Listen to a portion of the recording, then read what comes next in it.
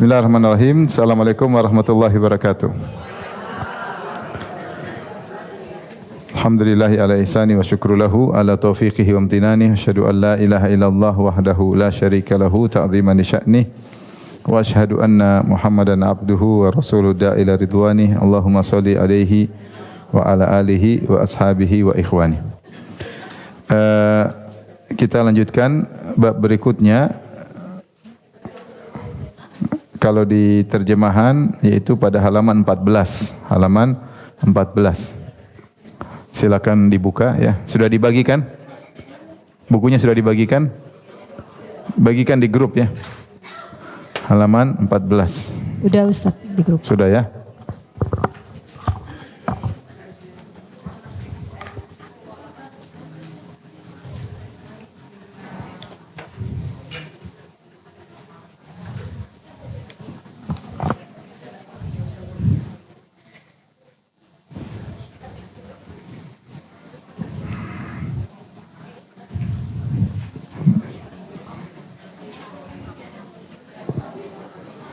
Nggak bisa diambil. Bisa. Di HP bisa.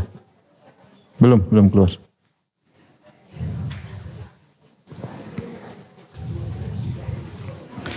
Tapi kita bacakan bersama ya. Oke. Kelihatan ya.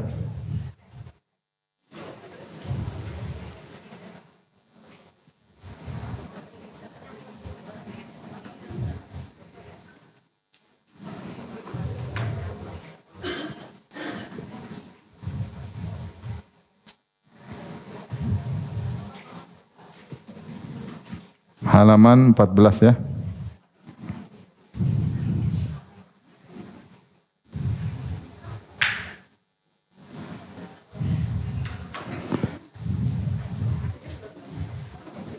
Saya bacakan bab ya, agama itu adalah ketundukan, penerimaan secara sempurna dan pemurnian ibadah untuk Allah Subhanahu wa taala.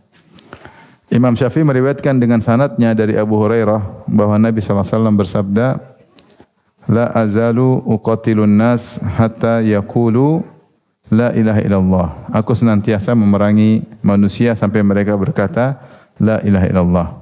Fa idza qalu la ilaha illallah faqad asamu minni dima'ahum. Jika mereka telah mengucapkan la ilaha illallah, maka mereka telah menjaga dariku darah mereka wa amwalahum dan harta mereka illa bihaqqiha, kecuali dengan hak, maka tidak haram lagi. Wa hisabum 'ala Allah, dan hisab mereka kembali kepada Allah Subhanahu wa taala. Baik. Kemudian Imam Syafi'i rahimahullah berkata, jadi Imam Syafi'i menjelaskan hadis Nabi SAW bahwasanya Rasulullah SAW memerangi manusia sampai mereka mengucapkan apa? La ilaha illallah. Kalau mereka ucap la ilaha illallah berarti mereka masuk Islam. Kalau masuk Islam berarti darahnya haram, hartanya juga haram. Tidak boleh dibunuh dan hartanya tidak boleh diambil. Orang kafir yang halalnya darahnya halal, hartanya halal adalah orang kafir yang menyerang, berperang. Yang berperang. Adapun kalau sudah masuk Islam, maka halalnya darahnya haram, hartanya juga haram. Kecuali illa bihaqqiha, kecuali melakukan pelanggaran, sudah masuk Islam terus murtad, atau melakukan pelanggaran seperti sudah menikah kemudian berzina, maka bisa dihalalkan darahnya, atau membunuh orang lain dengan sengaja, maka bisa dikisos ya, atau melakukan dosa-dosa yang menyebabkan terbunuh, seperti diantaranya dosa murtad, karena Rasulullah SAW bersabda, man baddala dinahu faqtuluh, siapa yang merubah agamanya yaitu murtad, maka bunuhlah. Baik, saya langsung bacakan terjemahannya. Imam Syafi'i berkata setelah itu, perhatikan, pengakuan terhadap keimanan terbagi menjadi dua jenis. Kata beliau, pengakuan terhadap keimanan ada dua sisi, dua jenis. Pertama, orang yang berasal dari kalangan penyembah berhala dan yang tidak memiliki agama yang meyakini kenabian ataupun kitab. Jika mereka bersaksi bahwa tidak ada Tuhan yang benar selain Allah dan Muhammadlah hamba dan utusannya, maka mereka telah menyatakan keimanan. Jika mereka kembali mengingkarinya, mereka dihukum mati. Jadi Imam Syafi'i membagi orang yang masuk Islam dua model. Perhatikan. Yang pertama, yang masuk Islam adalah yang mengakui keimanan Yang mukiman adalah para penyembah berhala. Para penyembah berhala. Yaitu bukan penganut agama samawi. Agama ada dua ya. Ibu-ibu yang dirahmati Allah Subhanahu wa taala. Namanya agama samawiyah dan agama wad'iyah. Agama samawiyah, saya kasih gambaran. Perhatikan agama ada dua. Yang pertama disebut al-adyan as-samawiyah. Agama samawi. Agama samawi ini juga terbagi menjadi dua. Yang benar, yang telah dirubah-rubah. Yang benar yaitu Islam. Maksudnya samawi itu turun dari langit, dari Allah, dari langit ya. Agama samawi. Yang telah dirubah ada berapa Ibu? Yahudi dan Nasrani. Nasara. Yang kedua namanya al-adyan al-wad'iyah. Al-adyan al-wad'iyah, yaitu agama buatan kalau bahasa kita, agama bukan dari Allah. Agama bukan dari Allah. Al-wad'iyah namanya. Agama atau kita bahasanya agama non samawi. Non samawi. Nah ini contohnya apa? Contohnya banyak, yaitu misalnya Buddha, apa lagi? Hindu, terus apa lagi? Konghucu, ya. Konghucu apa lagi? Lao Tse, apa? Kejawen, ya. Lao Tse, terus apa? Kejawen, ya. Kejawen agama atau bukan? Kepercayaan, ya. Maksudnya bukan Islam kan? Bukan, ya. Aliran kepercayaan.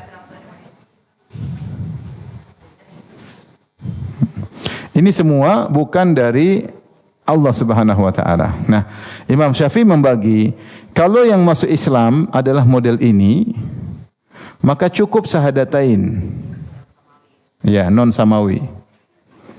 Di antaranya Lao Tse penyembah berhala, musyrikin Arab misalnya. Penyembah berhala. Ini semua namanya agama non samawi. Cukup syahadatain. Tetapi kalau yang masuk Islam adalah model yang kedua, yang ini, ya, yang samawi, tapi yang sudah berubah ya. Oh ya belum, saya lupa ya, belum dipindah. Pintar ibu ya. Saya pindahin dulu. Ibu sudah ada terjemahannya, sudah ya? Belum ada? Tolong dibagi-bagi ke teman-teman. Sudah ya? Nah ini, sekarang saya ulangi, agama ada dua, ada yang samawiyah, yaitu yang dari langit, dari Allah Subhanahu Wa Taala, ada yang benar, ada yang telah berubah. Yang benar Islam, yang berubah Yahudi Nasara. Yahudi juga ini macam-macam modelnya. Nasara juga macam-macam modelnya, macam-macam model. Ada Katolik, ada Protestan, ada Pentakosta, ada Nasrani, Yahudi juga macam-macam. Type yang adwa'iyah, agama non samawi yang bukan dari Allah, ada Buddha, ada Hindu, Konghucu, Lao Tse, musyrikin Arab, Kejawen dan lain. Ini kalau masuk Islam cukup mengucapkan apa? Asyhadu an la ilaha illallah wa asyhadu anna Muhammadan Rasulullah. Kalau murtad maka dibunuh kata Imam Syafi'i. Karena kalau sudah masuk Islam murtad, kata Nabi, man baddala dinahu faqtuluh. Siapa yang merubah agamanya murtad maka bunuhlah, hukumnya bunuh. Sama seperti dalam Islam, wanita yang sudah menikah berzina dirajam. Lelaki yang sudah menikah berzina dirajam sampai mati. Siapa yang bunuh orang lain sampai mati, dia juga dikisos, dibunuh. Siapa yang jadi begal kemudian bunuh orang, rampok orang di tengah jalan sampai dibunuh, diambil hartanya juga dibunuh. Di antaranya siapa yang murtad juga dibunuh. Ini hukum Islam. Karena dia sudah masuk Islam, sudah merasakan nikmatnya tauhid, kemudian dia murtad, maka dibunuh. Ini kalau model pertama ya. Kalau model kedua, perhatikan sini. Jika yang masuk Islam Yahudi atau Nasara, Yahudi atau Nasara, maka dilihat macam-macam, karena mereka macam-macam, kata Imam Syafi'i rahimahullahu taala. Ada model Yahudi atau Nasara, kata Imam Syafi'i, yang meyakini Nabi Muhammad benar. Jadi kebanyakan Yahudi dan Nasara meyakini Nabi Muhammad tidak benar. Sehingga mereka membantah Muhammad, bahwasanya Nabi Muhammad nabi yang tidak benar, mereka menghina Rasulullah, benar atau tidak? Banyaknya mereka begitu. Tapi ada Yahudi atau Nasara yang mengatakan Muhammad itu benar, cuma tidak diutus untuk kami. Benar tapi diutus untuk orang Arab. Ini saya pernah nonton juga di YouTube, ada seorang Yahudi, dia ceramah tentang Rasulullah itu Muhammad SAW pasti benar. Kenapa pasti benar? Karena dia tinggal di kota Mekah. Kota Mekah itu jauh dari kemodernisasi, kemudian jauh dari, tidak ada tetangga Yahudi. Tetapi kenapa Muhammad tahu tentang kisah-kisah Nabi-Nabi Yahudi dengan detail? Tahu tentang kisah Nabi Musa, Nabi Yusuf, Nabi Yakub, Nabi Ibrahim. Tahu tentang kisah-kisah Nabi Nuh, Nabi-Nabi terdahulu dengan detail. Padahal Rasulullah tidak bisa baca, tidak bisa nulis, dan tidak pernah belajar sama pendeta manapun, dan tidak pernah keluar kota, artinya tidak pernah punya tetangga orang Yahudi. Kok Nabi bisa tahu? Kata orang Yahudi itu, ini berarti ada yang kasih tahu, yaitu siapa tuh? Tuhan. Jadi dia mengakui Rasulullah itu benar. Cuma dia punya syubhat, menurut dia Muhammad itu hanya untuk orang Arab. Adapun kami tidak. Ya. Ini model Yahudi ada seperti itu. Model Nasara juga ada seperti itu ya. Yang menganggap bahwasanya Muhammad hanya untuk Arab atau selain Bani Israel. Nah, kalau mereka masuk Islam yang model seperti ini, yang meyakini Muhammad benar tapi hanya diutus kepada orang Arab, maka masuk Islamnya kata Imam Syafi'i tidak cukup cuma syahadatain. Harus ditambah. Faham? Ditambah, itu aku berlepas diri dari semua yang bertentangan dengan agama Muhammad sallallahu alaihi wasallam. Jadi umum. Aku bersaksi tiada yang sembah kecuali Allah, Muhammad utusan Allah, ada tambahan, dan aku berlepas diri dari semua yang bertentangan dengan agamanya Muhammad. Ada tambahan ketiga. Ini kata Imam Syafi'i. Lihat di terjemahan sebagaimana yang ada di terjemahan. Faham? Faham tidak Ibu?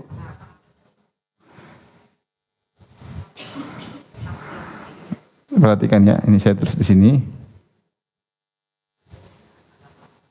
Ini. Jadi kita kembali, pengakuan terhadap keimanan ada dua model. Jika yang mengakui adalah non samawi, maka cukup apa? Syahadatain, dua kalimat syahadah. Kalau murtad dibunuh. Tapi kalau mengaku yang masuk Islam adalah penganut agama samawi, ternyata di antara mereka ada yang mengakui Rasulullah tapi tidak untuk mereka, maka ini tidak cukup syahadatain, harus tambah ini. Abra'u mimma khalafa dina Muhammadin au dinal Islam. Aku berlepas diri dari semua yang menyelisih agama Muhammad atau agama Islam. Baru dikatakan dia masuk Islam. Kalau Nasara yang ada di kita, semalam juga ada orang masuk Islam, ya. Banyak orang muslim masuk Islam. Kalau Nasara di tempat kita, mereka tidak perlu ini. Mereka cukup mengatakan syahadatain. Karena Nasara yang ada di tempat kita tidak mengakui Nabi Muhammad. Jadi kalau mereka mengatakan Muhammad utusan Allah, selesai. Tidak perlu tambahan yang ini. Faham tidak? Jadi saya bisa bedakan. Jadi yang samawi, Yahudi Nasrani ada dua model. Ada model pertama mengingkari kenabian siapa? Muhammad SAW. Ini kalau masuk Islam cukup syahadatain. Faham? Model kedua, mengakui Nabi Muhammad benar tapi bukan diutus untuk mereka. Maka ini kalau masuk Islam harus tambah ketiga, syahadatain sama pernyataan ini kata Imam Syafi'i. Aku berlepas diri dari seluruh ajaran yang menyelisih ajaran Nabi Muhammad sallallahu alaihi wasallam. Faham Ibu? Ya. Adapun saya boleh tambahkan, maka ini juga pendapat sebagian ulama, dikiaskan dengan ini semua orang-orang Islam tapi penyimpangannya tertentu. Misalnya ada orang yang mengatakan saya syahadatain, tapi menurut saya ajaran Muhammad sudah expired, tidak berlaku lagi. Rasulullah benar, cuma dia ajarannya hanya berlaku di zamannya. Ini kafir atau tidak? Kafir. Maka kalau dia masuk Islam, dia tidak cukup syahadatain. Dia harus tambah, dan saya mengakui ajaran Rasulullah berlaku sampai hari kiamat. Harus tambah begitu. Karena kita harus perbaiki titik poin kesalahannya. Di zaman sekarang masih ada sebagian dai-dai liberal. Mereka mengatakan demikian. Kata mereka bahwasanya agama Nabi Muhammad yang Rasulullah bawa dalam Al-Quran dan Sunnah itu hanya berlaku 1400 tahun yang lalu. Sekarang sudah expire, tidak bisa berlaku lagi sekarang. Dalam hukum Islam ini kufur. Orang seperti ini apa?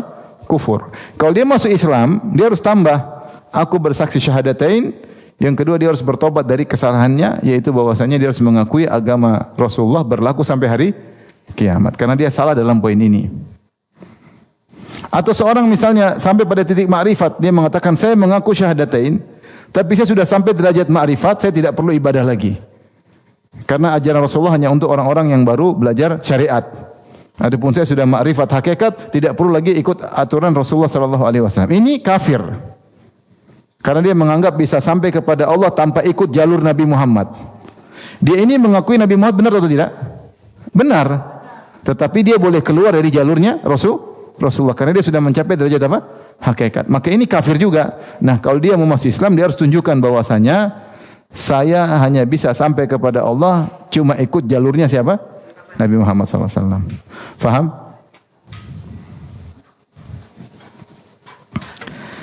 Tapi kalau sudah paham, kita lanjut ya. Bab berikutnya ya.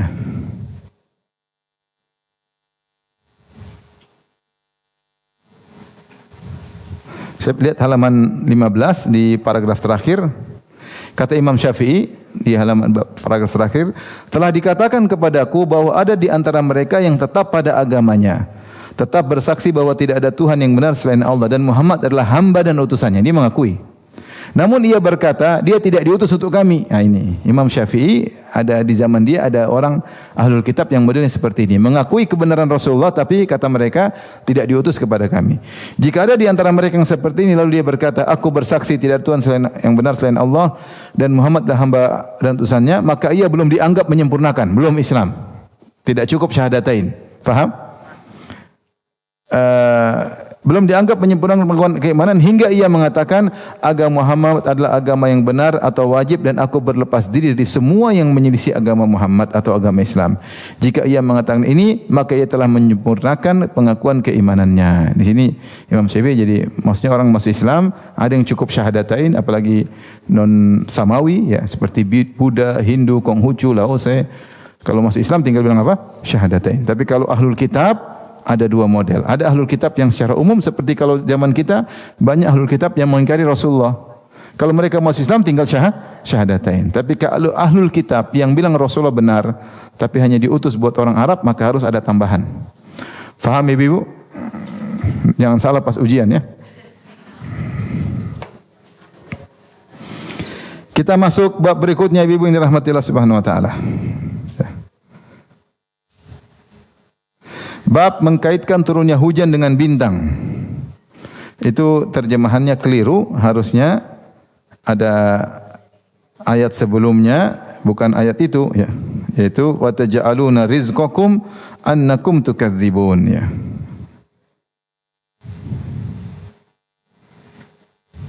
Tulis di situ ayat 82, surat Al-Waqiah ayat 82. Harusnya surat Al-Waqiah ayat 82.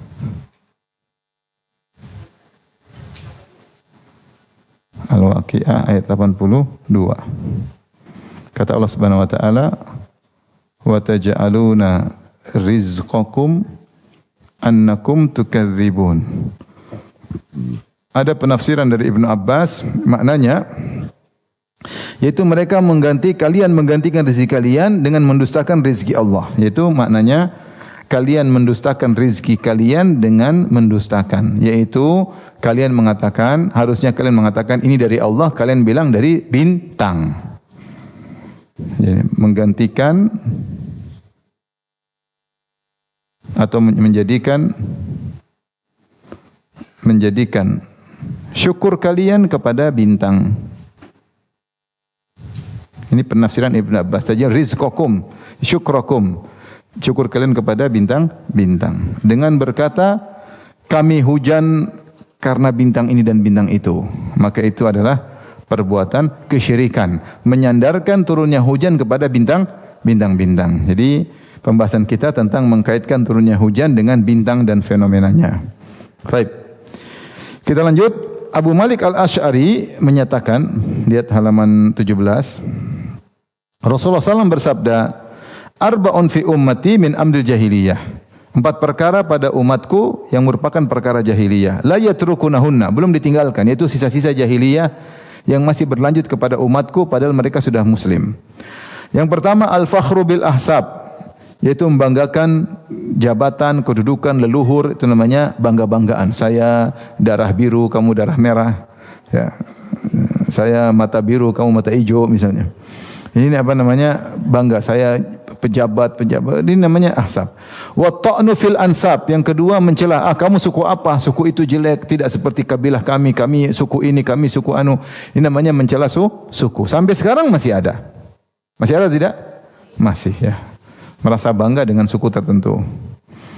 Kemudian yang ketiga wal istisqa bin nujum, yaitu mengkaitkan hujan dengan bintang. Yang keempat wan niyaha, yaitu meratapi orang yang meninggal. Ya, ini 4 perkara jahiliyah yang masih ada di umat Nabi Muhammad SAW, bahkan sampai sekarang masih ada. Nenek moyangku dulu begini, itu bangga dengan apa? Dengan kedudukan. Wah, kamu suku apa? Kita suku, kalau kami suku begini, kami kabilah ini, sombong. Ya. Atau mencela, kamu suku apa? Suku jelek ya. Kemudian mengatakan hujan dari bintang ini dan meratapi orang meninggal. Kata Nabi SAW, an-naihatu illam tatub qabla mautiha, wanita yang meratapi orang mati, kalau dia meninggal sebelum bertobat, tuqamu yaumal qiyamah, maka dia akan dibangkitkan pada hari kiamat kelak, wa alaiha sirbalun min qatiran, dia pakai pakaian dari tembaga yang panas, wa dir'in min jarab, serta mantel dari kudisan. Ini hukuman bagi wanita yang tidak menerima ridha Allah ketika ada keluarganya yang meninggal, anaknya atau suaminya, kemudian dia meratap sambil teriak-teriak. Ya. Maka dia disebut niyaha. Maka dia harus bertobat kepada Allah karena dosa besar. Kalau dia tidak bertobat kemudian meninggal, maka hukumannya seperti ini.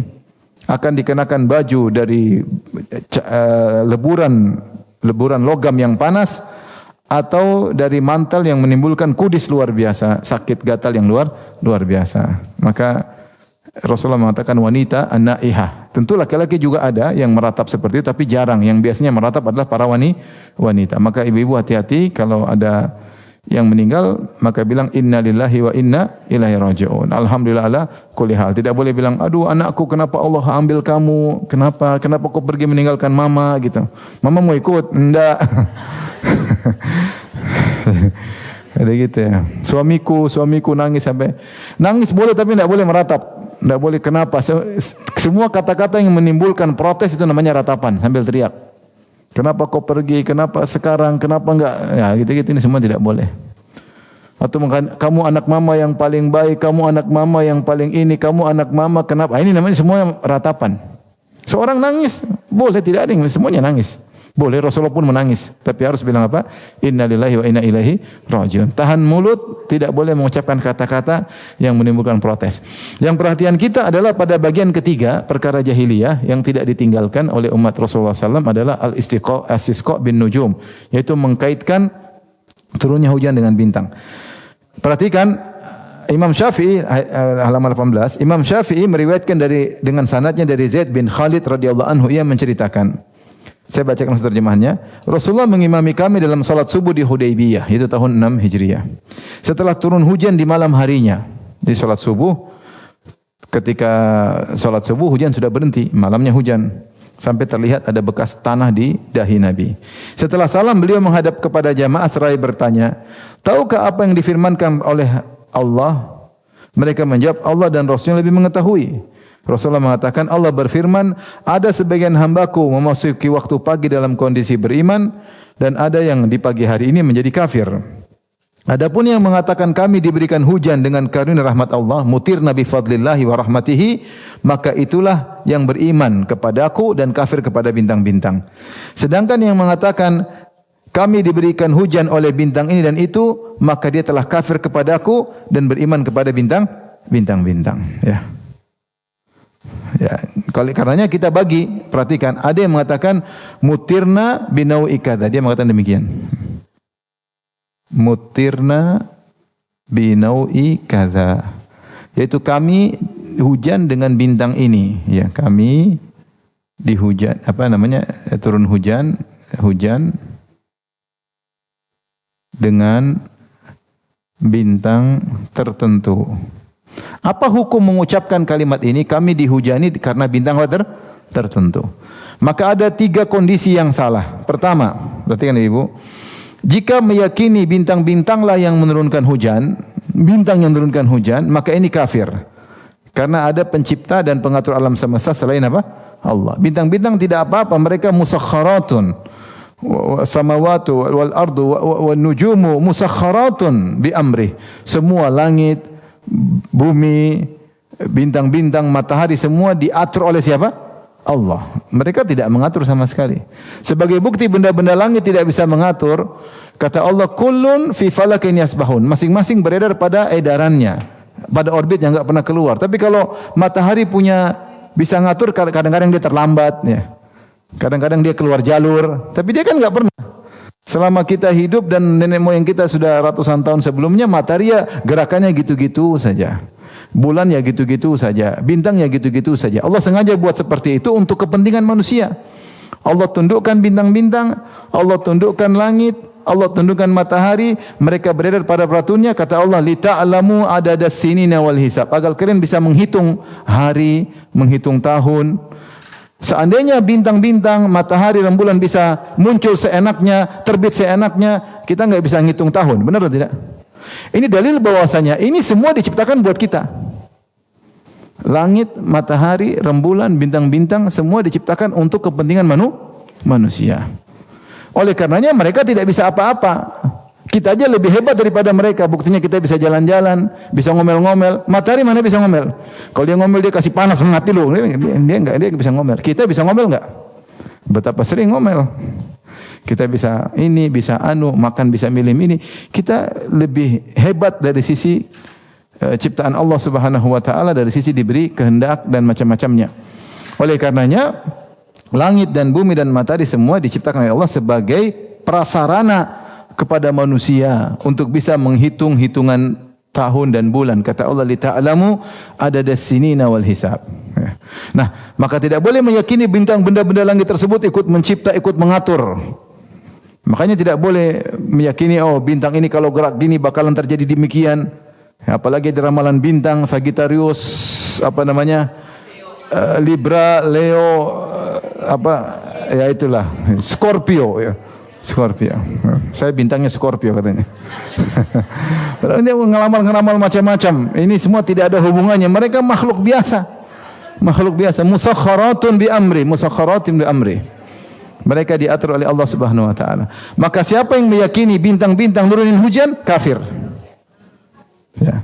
Siapa yang bilang bintang-bintang punya ruh seperti orang falsafah, orang filsafat, seperti orang filsafat Yunani, kemudian diikuti oleh seperti Aristoteles, kemudian diikuti oleh Ibnu Sina, Farabi, mereka meyakini bintang-bintang itu ada ruh-ruhnya. Punya ini, punya enggak. Kita mengatakan enggak. Mereka adalah makhluk yang Allah tundukkan dan untuk prasarana buat manusia. Oleh karenanya siapa yang meyakini bintang-bintang bisa menurunkan hujan maka kafir. Baik, ini kondisi pertama. Kondisi kedua yang ini disebut oleh Imam Syafi'i. Ya, Imam Syafi'i menyatakan, nanti kita bacakan atau kita bacakan dulu sini, ibu-ibu. Ya.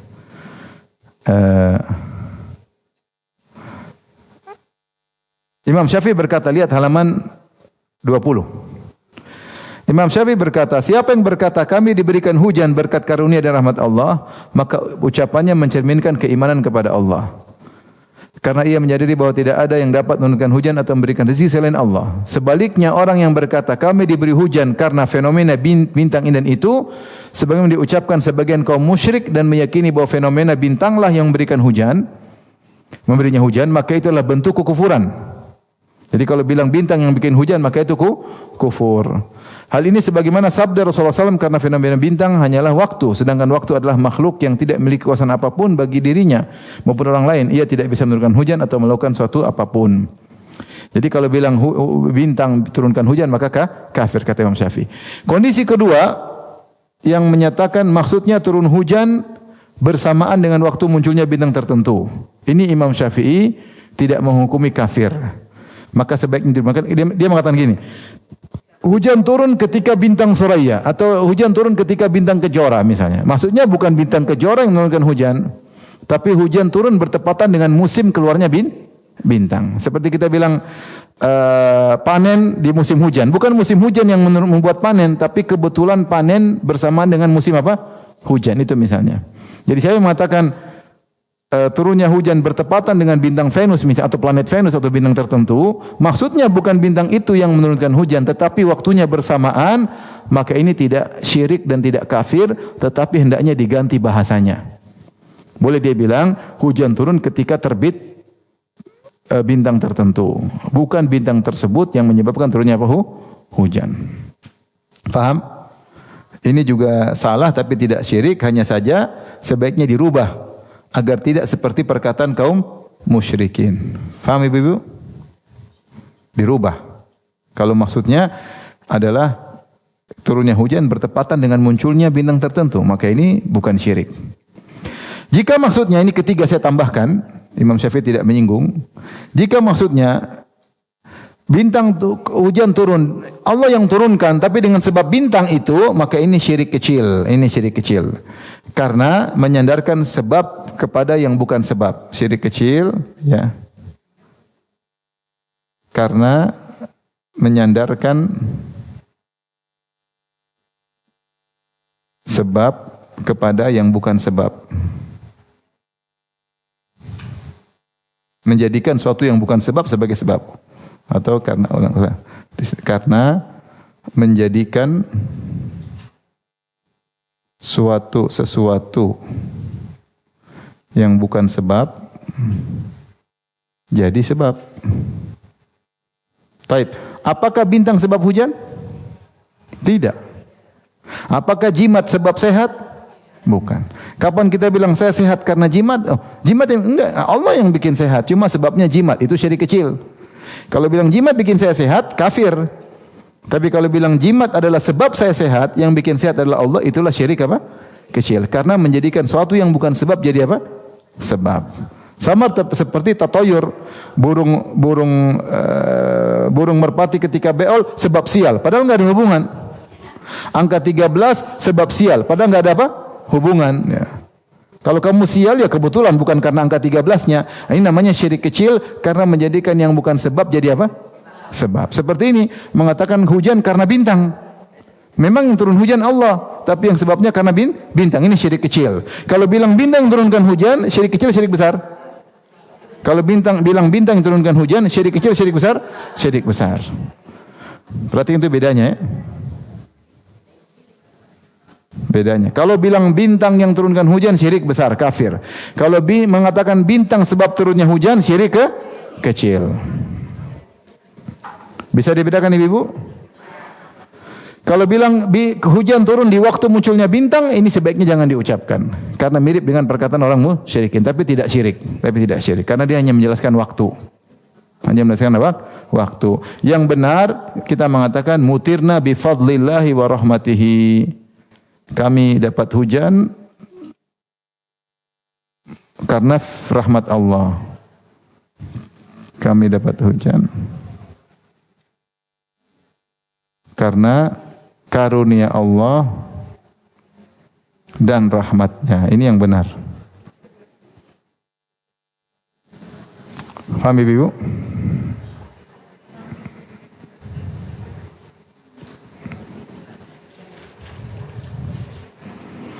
Paham Ibu? Kalau gitu kita lanjut lagi bab berikutnya. Biar ujiannya semakin banyak.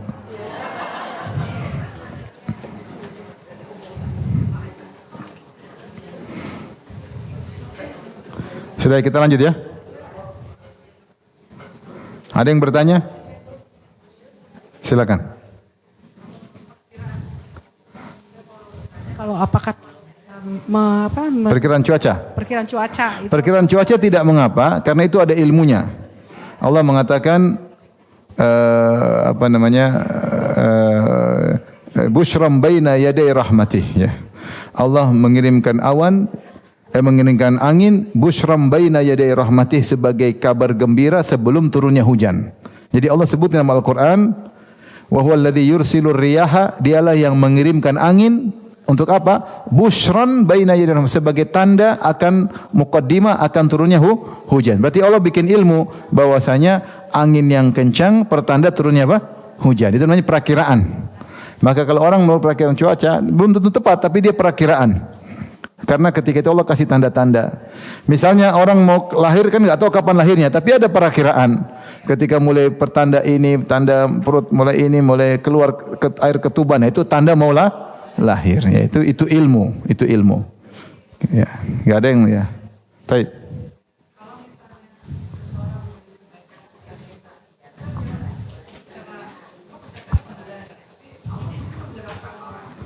Iya. Bilang jazakallah khairan, terima kasih. Semoga Allah balas apa?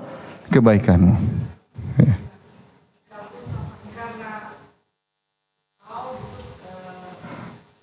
Oh, itu kalau misalnya ada kita sembuh karena berobat pada seseorang, kita bilang alhamdulillah karena Allah, kemudian dengan sebab engkau. Kita bilang karena Allah, kemudian dengan sebab engkau. Misalnya kita naik kapal ternyata ombaknya gede, terus kita selamat. Kita bilang karena Allah, kemudian dengan sebab nahkoda yang canggih. Kalau kita bilang karena nahkoda, syirik kecil. Karena kita langsung menyandarkan kepada sebab. Itu pembahasannya nanti ada lain lagi. Baik, kita lanjut ya Ibu. Sekarang kita masuk bab berikutnya. Makruhnya bersumpah dengan selain Allah.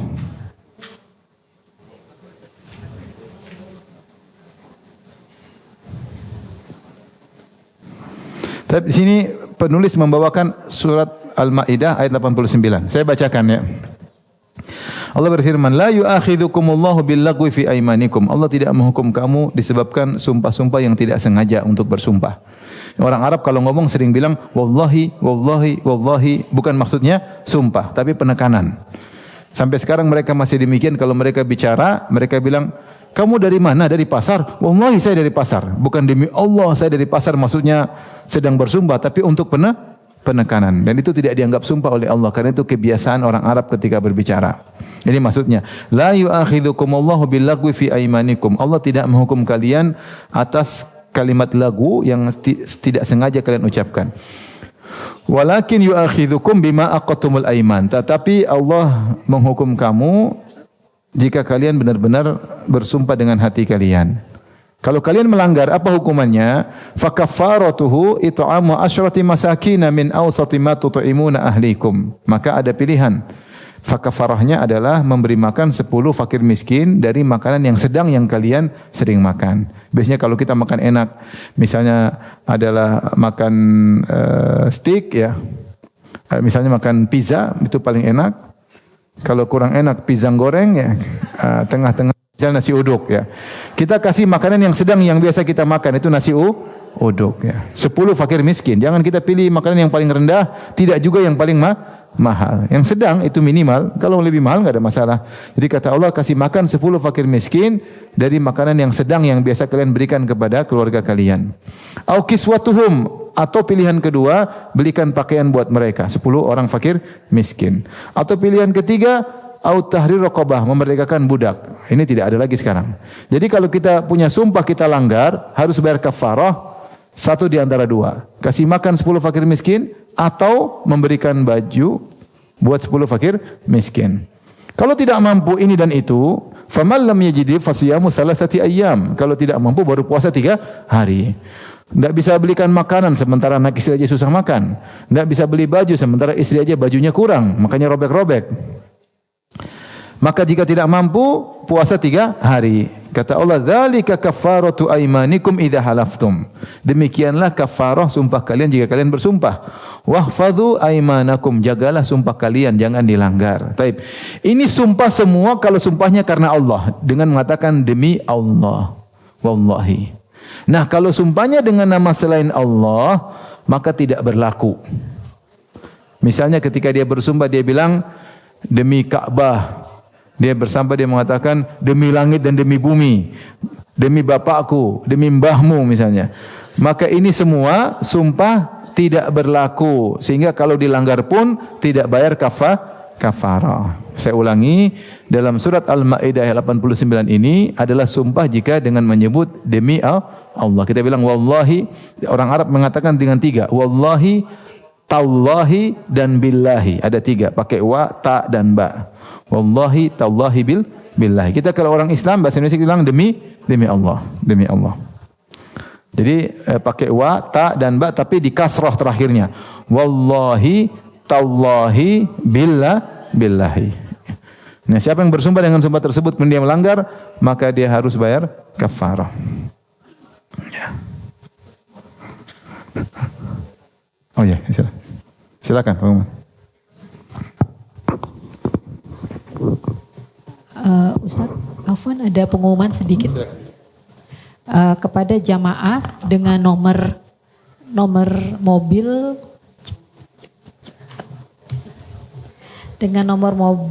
B508 RTG Mercy putih ditunggu karena menghalangi jalan ya. Afwan Ustaz. Terima kasih.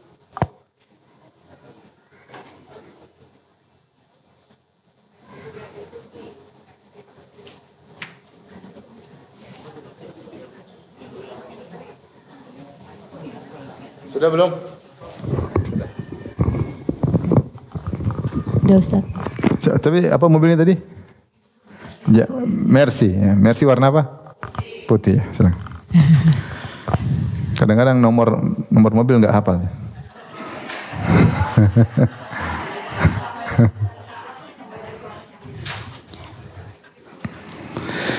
Baik. Jadi kita lanjutkan sekarang bersumpah dengan nama selain Allah. Adapun bersumpah dengan nama selain Allah, ya, maka itu tidak boleh, namun tidak dianggap.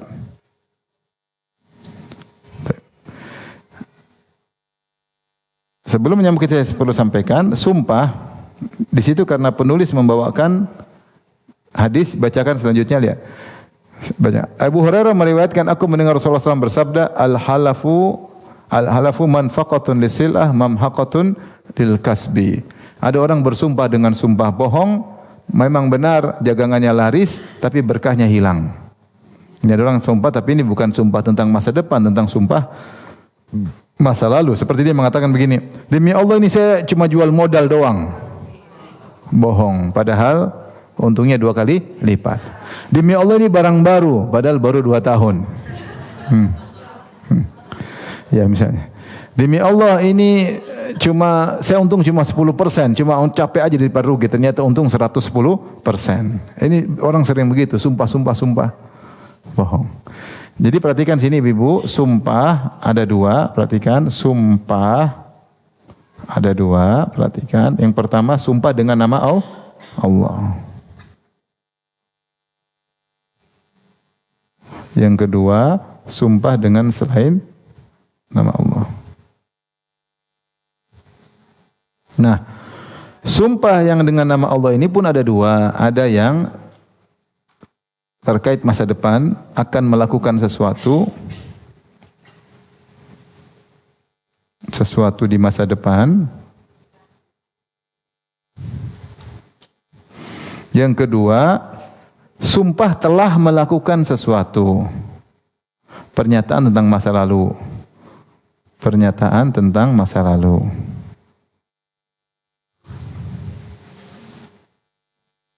Nah, kalau tentang masa depan, seperti apa Ibu? Seperti mengatakan, demi Allah saya akan haji, demi Allah saya akan kasih kamu duit, demi Allah saya akan nikahi kamu, demi Allah saya begini. Ya, ini berarti dia cerita tentang masa depan, paham? Kalau dia tidak melakukan, jika tidak melakukan maka harus bayar apa? Kafarah. Jika tidak dilakukan, bayar apa Ibu? Kafarah. Dalam surat Al-Maidah ayat berapa? 89. Pilihannya cuma 3. Kasih makan 10 fakir miskin, kasih baju 10 fakir miskin, atau memerdekakan budak. Karena budak sudah enggak ada, tinggal 2 pilihan. Kasih makan 10 fakir miskin atau kasih baju 10 fakir miskin. Kalau tidak mampu baru puasa 3 hari. Enggak boleh langsung puasa, enggak boleh. Puasa deh. Puasa kalau enggak mampu. Kalau masih mampu enggak boleh puasa. Jika tidak dilakukan bayar kafarah. Kalau ini bukan tidak dilakukan, ini bohong atau jujur. Karena tentang masa lalu. Pernyataan tentang masa lalu. Seperti tadi, demi Allah ini barang saya beli sekian harganya. Demi Allah saya cuma jual modal. Itu berarti tentang yang sudah terjadi, paham? Maka ini cuma disifati bohong atau jujur, tidak ada kafarah. Kalau dia bohong pun tidak ada apa? kafarah jika bohong tapi dosa. Tadi kalau untuk melariskan barang dagangan laris tapi berkahnya enggak ada. Berkahnya enggak ada. Seperti dan dosa besar Rasulullah mengatakan salah satu 3 orang yang tidak dimaafkan oleh Allah, tidak diajak bicara oleh Allah Subhanahu wa taala dan bagi mereka azab yang pedih, di antaranya al-munafiqu sil'atahu bihalifin kadzib, seorang yang melariskan dagangannya dengan sumpah palsu, sumpah dusta. Demi Allah ini barang baru, demi Allah saya enggak ada untung, demi Allah saya cuma jual modal, ya. Demi Allah orang percaya. Ya. Demi Allah karena kau orang lain saya jual lebih mahal, karena kau saya jual lebih murah, karena kau kawan. Padahal demi Allah karena kau kawan saya bohongin. Ya. Nah, ini tidak bayar kafarah tapi dosa, faham? Nah, ini untuk memasukkan depan. Taib. Sumpah dengan nama selain Allah, maka ini jika dilanggar, ini dosa. Jika dilanggar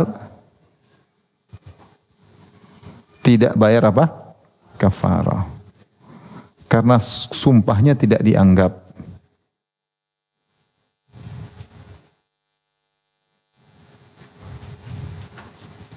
Paham Ibu?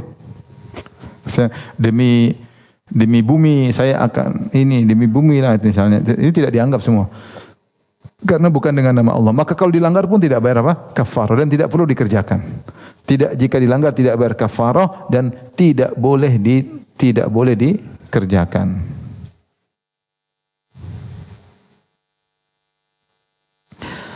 Taib ibu-ibu, karena sumpahnya sumpah yang terlarang.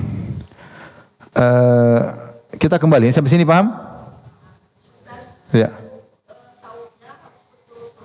Enggak harus. Ingat, saum itu kalau tidak mampu ya. Kalau tidak mampu kasih makan 10 fakir miskin, tidak boleh beli 10 baju baru bersaum. Kalau masih bisa enggak boleh saum. Sudah Ibu? Tapi kita lanjut sekarang. Nah, beberapa sumpah dengan selain Allah. Ini ada beberapa model sumpah. Pertama, jika bersumpah tujuannya bukan untuk menyamakan dengan Allah. Tujuannya bukan untuk menyamakan. Misalnya dia mengatakan wan nabi, demi nabi. Misalnya dia mengatakan wal Ka'bah, demi Ka'bah. Dia tidak ingin menyamakan nabi dengan Allah. Dia tidak ingin menyamakan Ka'bah dengan Allah. Dia hanya untuk penekanan pembicaraan. Pembicaraan. Maka ini khilaf di kalangan para ulama. Mayoritas ulama mengatakan hukumnya makruh dan ini antara pendapat Imam Syafi'i. Kata Imam Syafi'i hukumnya makruh. Adapun mazhab Hambali haram. Mazhab Hambali haram. Bahkan Ibnu Qayyim mengatakan hukumnya syirik kecil. Kenapa Rasulullah bersabda man halafa bi ghairillah faqad asyrak, siapa yang bersumpah dengan selain Allah maka dia telah musyrik, terjerumus dalam kesyirikan. Ini pendapat yang kuat bahwasanya bersumpah dengan nama selain Allah hukumnya adalah syirik. Tetapi banyak ulama berpendapat hukumnya makruh dengan syarat tidak berniat untuk menyamakan antara yang dia sumpahkan dengan Allah. Dia hanya untuk penekanan. Paham sampai sini? Kita bacakan perkataan Imam Syafi'i.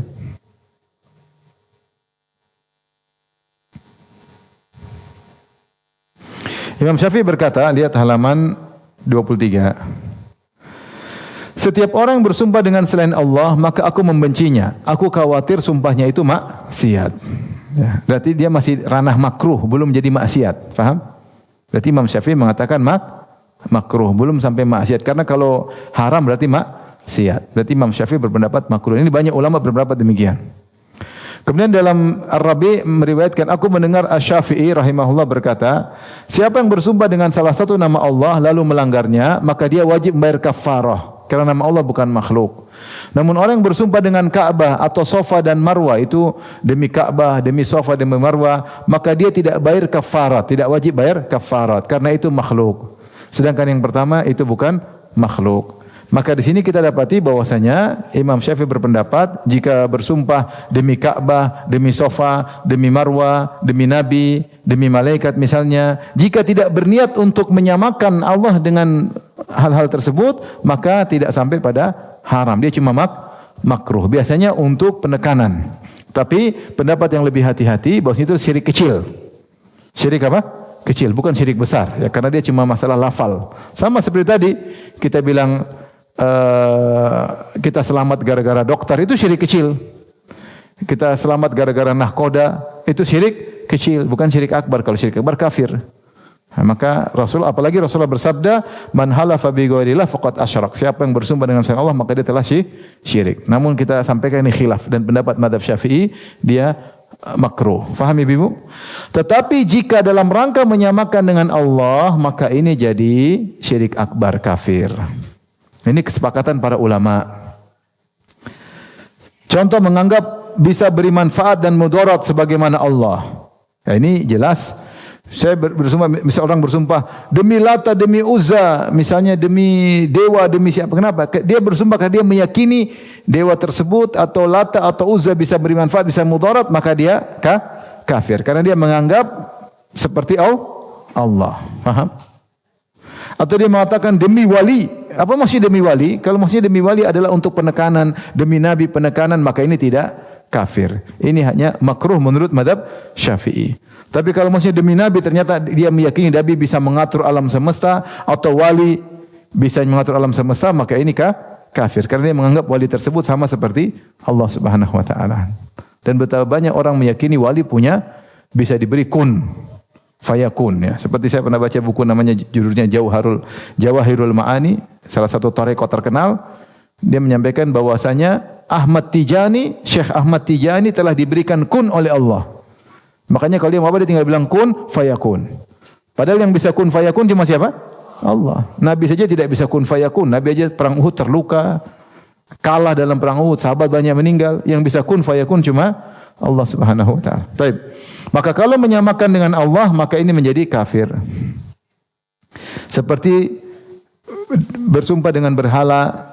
Di sini ada nilai ibadah demi Lata, demi Uzza. Adapun jika bersumpah dengan Nabi, Ka'bah, Safa, Marwah, malaikat, maka ini ada kemungkinan sekedar pengakuan tanpa keyakinan ibadah dan lain-lainnya. Inilah yang menjadikan para ulama mengatakan bersumpah dengan Nabi tidak sampai derajat syirik. Ini pendapat mayoritas. Mereka mengatakan tidak sampai syirik, hanya makruh karena tidak ada ibadah di situ. Ya. Namun tetap saja bisa ada keyakinan yang salah. Ada mungkin, maka harus dirinci.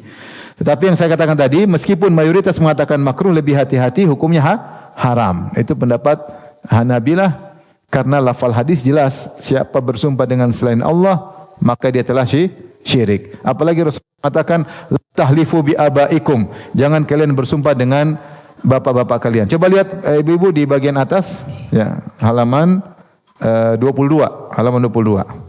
Imam Syafi'i berkata, perhatikan, setiap sumpah selain Allah hukumnya makruh dan berdasarkan sabda Rasulullah, innallaha yanhaakum an tahlifu bi abaikum. Allah melarang kalian untuk bersumpah dengan bapak-bapak kalian. Itu demi bapakku, demi bapakku, demi mbahku, demi moyangku. Wa man kana halifan falyahlif billah. Siapa yang bersumpah maka dengan menyebut nama Allah, atau liyaskut, atau hendaknya diam, ya. Bersumpah dengan nama bapak, ya, itu pun dilarang oleh Nabi sallallahu alaihi wasallam dan zahirnya adalah hukumnya haram, bukan sekedar makruh. Namun pendapat Imam Syafi'i hukumnya apa? Makruh. Saya ulangi lagi, jadi Imam Syafi'i berpendapat jika tidak ada keyakinan macam-macam hukumnya makruh, tetapi jika meyakini pengagungan seperti Allah, maka ini hukumnya jadi kafir. Baik. Yang ketiga, jika bersumpah untuk penekanan dan jadi tradisi dalam pembicaraan, maka dimaafkan. Datang dalam satu riwayat Rasulullah mengatakan, aflaha wa abihi in sadaq. Kata Nabi mengomentari ada seorang mengatakan, aku hanya sholat 5 waktu dan aku tidak mau tambah-tambah lagi sunnah-sunnah. Saya mau puasa Ramadan doang. Jadi dia malas melaksanakan yang sunnah-sunnah. Kata Nabi, aflaha, kalau memang dia bisa bertahan meskipun tidak melaksanakan sunnah, yang wajib-wajib saja dia bisa menjaga, aflaha, maka dia beruntung. Jika dia benar, kata Allah, wa abihi, dan demi bapaknya. Ini Nabi tidak sedang bersumpah, tapi ini hanya sekedar untuk penekanan dalam pembicaraan. Seperti tadi, lagu minal aiman, seperti wallahi orang Arab kalau ngomong wallahi bukan niatnya sumpah. Sama kadang-kadang mereka mengatakan wa abihi, demi bapakmu. Makanya Rasulullah tidak mengatakan demi bapakku, tapi Rasulullah mengatakan demi bapaknya. Ini metode Arab dalam penekanan, bukan maksudnya sumpah. Saya ulangi, bukan maksudnya sumpah.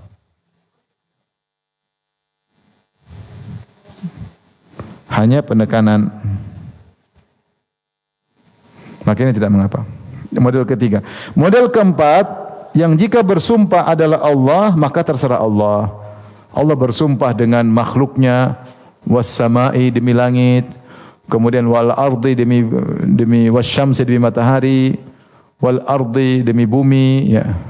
Kemudian banyak demi langit, ya. Wad duha demi waktu duha, wal fajri demi waktu fajar, wan nahari demi siang, wal laili demi malam, terserah Allah. Fala uqsimu bimawaqi'in nujum, demi tempat-tempat gugusan bintang-bintang, terserah Allah. Ini bersumpah dengan selain Allah, tapi yang bersumpah adalah siapa?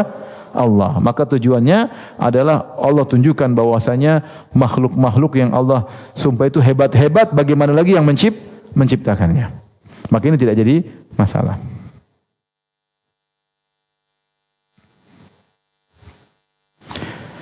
Tapi ibu-ibu, paham?